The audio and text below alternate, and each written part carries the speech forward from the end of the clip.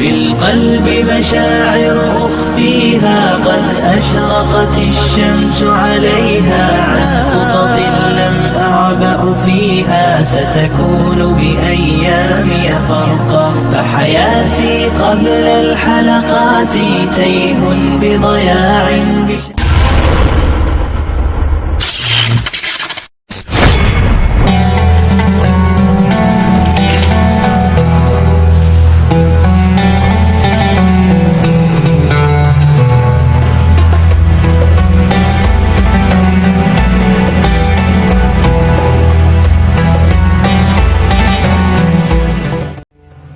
Assalamualaikum warahmatullahi wabarakatuh. Perlu kita ketahui, tentunya sebagian dari kita menyepelekan amalan yang kecil. Padahal, perbuatan itu bisa mendatangkan ridha Allah hingga menyebabkan seseorang masuk surga. Seperti kisah Imam Abu Dawud yang membuat takjub para penumpang perahu. Imam Abu Dawud adalah salah seorang ulama perawi hadis yang mengumpulkan sekitar 50.000 hadis dan menulis 4.800 diantaranya dalam kitab Sunan Abu Dawud. Nama lengkapnya adalah Abu Dawud Sulaiman bin Al-Asi'ad As-Sijistani.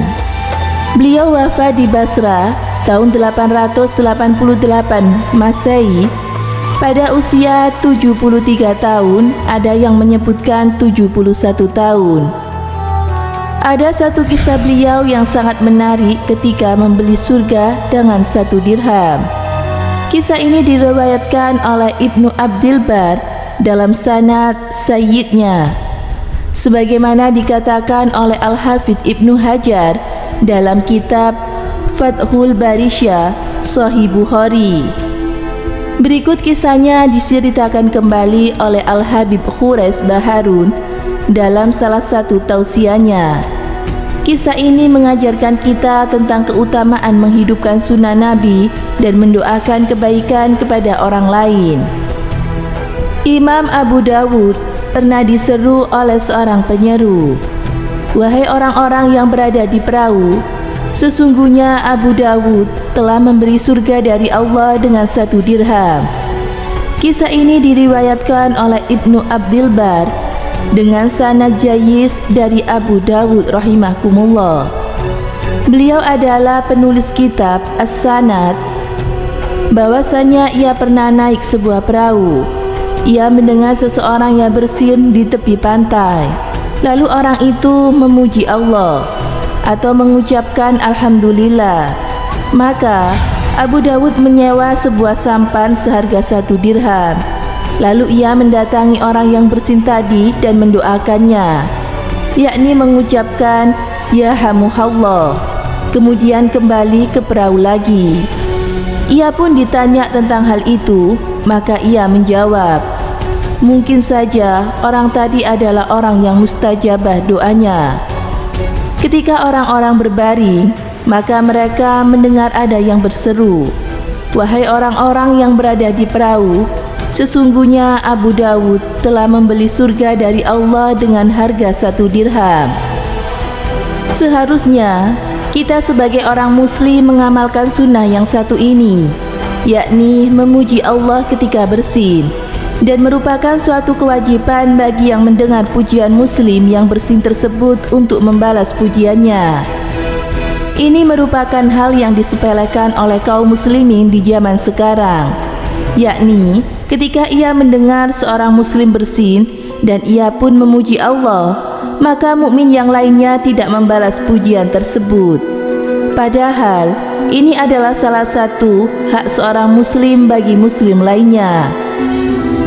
Hal ini sebagaimana sabda Rasulullah SAW dari Abu Hurairah radhiyallahu anhu.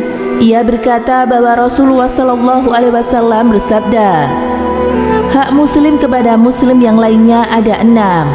Beliau kemudian bersabda, 1. Apabila engkau bertemu, ucapkanlah salam kepadanya. 2. Apabila engkau diundang, penuhilah undangannya. 3. Apabila engkau diminta nasihat, berikanlah nasihat kepadanya. 4. Apabila dia bersin lalu dia memuji Allah dengan mengucapkan Alhamdulillah, maka doakanlah dia dengan mengucapkan Yarhamuhallah. 5. Apabila dia sakit, jenguklah dia. Dan yang keenam, apabila dia meninggal dunia, iringilah jenazahnya sampai ke pemakaman. Hadis riwayat Muslim. Jadi, jangan pernah menyepelekan suatu amalan yang kecil untuk mengejar amalan yang besar. Ingatlah, Allah Subhanahu wa Ta'ala lebih menyukai amalan yang dilakukan dengan ikhlas, walaupun itu kecil, daripada amalan yang besar tetapi penuh dengan riya dan ingin dipuji oleh manusia. Semoga bermanfaat. Wallahu a'lam bishawab.